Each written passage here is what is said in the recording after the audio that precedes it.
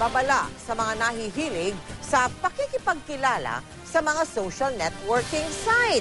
Mag-ingat kayo at maging mapanuri sa mga nakakausap ninyo. Isang dalaga nagreklamo sa pulisya matapos maipost sa internet ang hubad niyang larawan. Ang suspect, lalaking nakilala lang niya sa Facebook. Nakatutok si Emil Sumangil. Exclusive.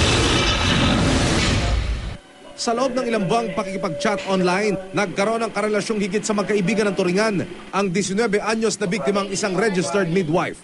Nagsimula raw ito nang tanggapin niya ang friend request ng isang lalaki sa Facebook.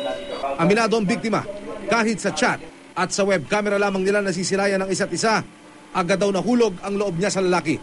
Hanggang nitong mga nakalipas na araw kasunod ng kanilang pag-aaway at paghiwalay, nangyari na ang hindi niya inaasahan. Ipinost ang mga hubad niyang larawan sa Facebook at bigla itong kumalat sa video sharing site na YouTube. Ayon sa dalaga, walang may kakayahang gumawa nito, kundi ang lalaking nakarelasyon niya online.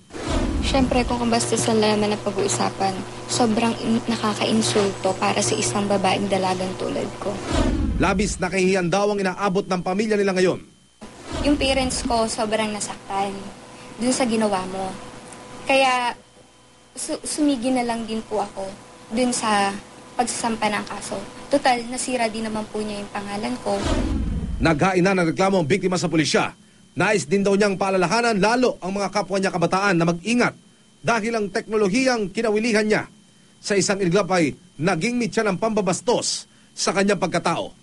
Huwag makikisalimuha or huwag agad magtitiwala sa taong hindi mo kilala, lalong-lalo na sa hindi mo siya kilala sa personal.